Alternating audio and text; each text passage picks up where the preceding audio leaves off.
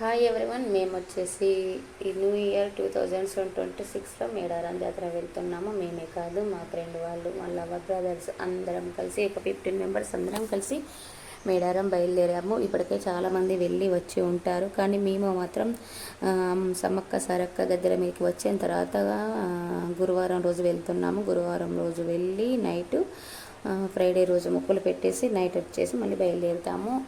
మీ ఎవరెవరు మన సబ్స్క్రైబర్స్లో మేడారం జాతర వెళ్ళారో కామెంట్ సెక్షన్లో కామెంట్ చేయండి. మన వీడియో ఎవరైనా ఫస్ట్ టైం చూస్తుంటే సబ్స్క్రైబ్ అనేది చేసుకోండి. మన ఛానల్ నేమ్ వచ్చేసి @రజిత హారిస్ 24. ప్లీజ్ కొత్తగా వచ్చిన వాళ్ళైతే సబ్స్క్రైబ్ అనేది చేసుకొని సపోర్ట్ అనేది చేయండి. మన వీడియోస్లో షార్ట్స్ కూడా చాలా ఉన్నాయి, కుకింగ్ వీడియోస్ చాలా ఉంటాయి, అన్బాక్సింగ్ వీడియోస్ ఉంటాయి. నేను ఈ మేడారం జాతరలో షార్ట్స్ కూడా అప్లోడ్ చేశాను.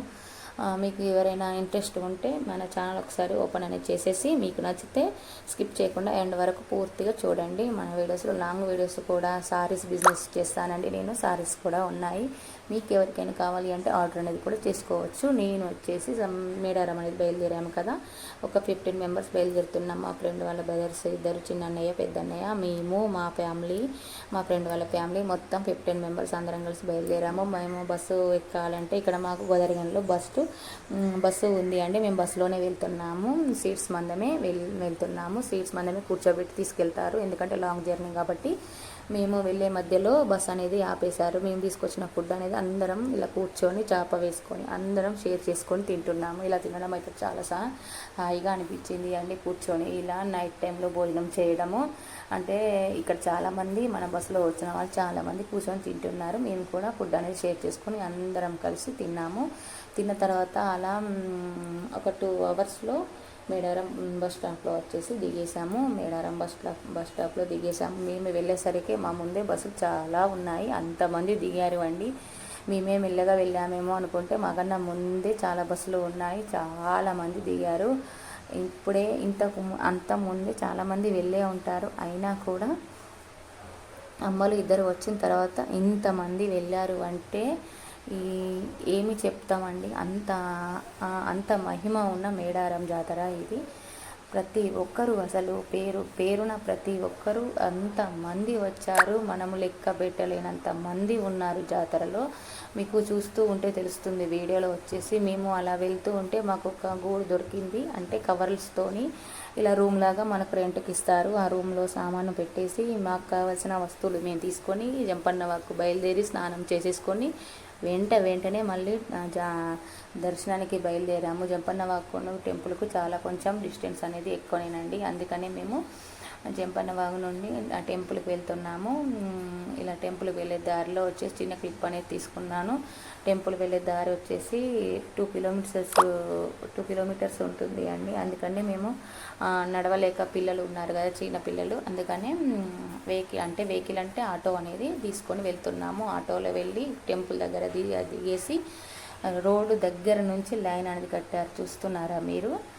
అసలు ఇసుక పోస్తే రాలని జనము. మనకన్నా ముందే ఇంతమంది బంగారాన్ని, అదేనండి బెల్లం కడ్డీలను తలపైన పెట్టుకొని ప్రతి ఒక్కరూ నిల్చున్నారు. ఎన్ని క్యూ లైన్స్ ఉన్నాయో చూడండి. ఈ లైన్స్ ఏదో మనకు గద్దెల దాకా కూడా అలానే పెడితే బాగుండేది అని నా ఒపీనియన్. ఎందుకంటే ఇలాంటి లైన్స్ అక్కడ లేకపోయేసరికి తోచులాడుకోవడం, తొబ్బులాడుకోవడం చాలా ఘోరం జరిగింది అండి. అలా చాలామంది దెబ్బలు కూడా జరిగాయి, దాంట్లో మాకు కూడా దెబ్బలు అనేది తాకాయి.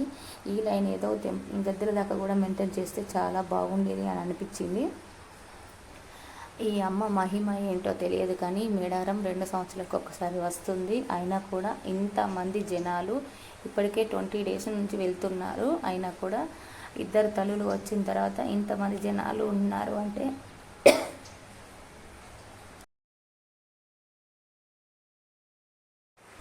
ఇంతమంది వెళ్ళినా మళ్ళీ మనకు మేడారం జాతర టైం వరకు ఇంతమంది ఇసుక వస్తే రాలని అంత జనము ఉన్నారంటే అమ్మల మహిమేనండి, సమ్మక్క సారక్క మహిమనే. ఎందుకు మరి ఇంతమంది వస్తున్నారు అంటే అంత మహిమ ఉంది కాబట్టి అంతమంది జనం అనేది వచ్చారు. చూస్తున్నారా, గద్దెల దగ్గర ఈ విధంగా ఉంది. ఆ లైన్స్ వచ్చేసి, ఆ క్యూ లైన్స్ వచ్చేసి ఇక్కడ కూడా మనకు ప్రొవైడ్ చేస్తే ఈ దొబ్బులాటలు, తోచులాటలు అనేటివి ఉండకపోవచ్చు అని నా ఒపీనియన్. అలా దొబ్బడం వల్ల చాలామంది తోచుకుంటూ పోవడం వల్ల అసలు విపరీతమైన జనం ఉండడం వల్ల చాలా కష్టంగా మొక్కులు అనేది కూడా చాలా గద్దెలను ముట్టుకోవడం అయినా కూడా అది కూడా చాలా కష్టంగా అనిపించింది. దెబ్బలు తాకడం, కొబ్బరికాయలు బెల్లంతో కొట్టడం ఇలా జరుగుతుంది. ఇది కూడా క్యూ పద్ధతి ఇలా కూడా చేస్తే చాలా బాగుండేది ఇక్కడ అని అనిపించింది. మళ్ళీ కొత్తగా ఈ మేడారం అనేది రెగ్యులేషన్ చేశారు కాబట్టి ఎక్కువ మంది జనాలు అనేది వచ్చారు. మనము మేడారం అమ్మలు వచ్చిన తర్వాత వెళ్తాము, కానీ ఒక్కొక్కరు 5 days ముందు నుంచే ఇక్కడ ఉంటున్నారట. వీడియోస్ చూస్తుంటే తెలుస్తుంది. మేము ఇక్కడ మొక్కులు అనేది పెట్టేసుకొని మా దగ్గర మేమున్న స్థలం దగ్గరికి వచ్చేసి అక్కడ మేము వంట వరకు అనేది చేసేసుకున్నాము. రైస్, చికెన్ కర్రీ కూడా వేసుకొని తినేసి బయలుదేరాము. ఎందుకంటే దర్శనం చేసుకున్న తర్వాత ఖచ్చితంగా ఇక్కడ వంట అనేది ఖచ్చితంగా చేస్తారు. కోడిని మేకను కోసేసి వంట అనేది ఖచ్చితంగా చేసుకుంటారు ప్రతి ఒక్కరు. మేము ఇలా చేసుకొని తినేసి ఈవినింగ్ వచ్చేసి బయలుదేరాము. బయలుదేరేటప్పుడు కూడా చాలా కష్టంగానే బయలుదేరామండి. బస్సులు కూడా సరిగ్గా లేవు. ఎందుకంటే జనాలు అందరూ ఒకటేసారికి వెళ్ళేసరికి బస్సులు కూడా సరిపోలేదు, అంతమంది జనాలు ఉన్నారు. మరి మీకు వీడియో నచ్చిందా? నచ్చితే ఒక లైక్ అనేది చేయండి ప్లీజ్. సపోర్ట్ చేయండి, సబ్స్క్రైబ్ చేసుకోండి. Thank you for watching.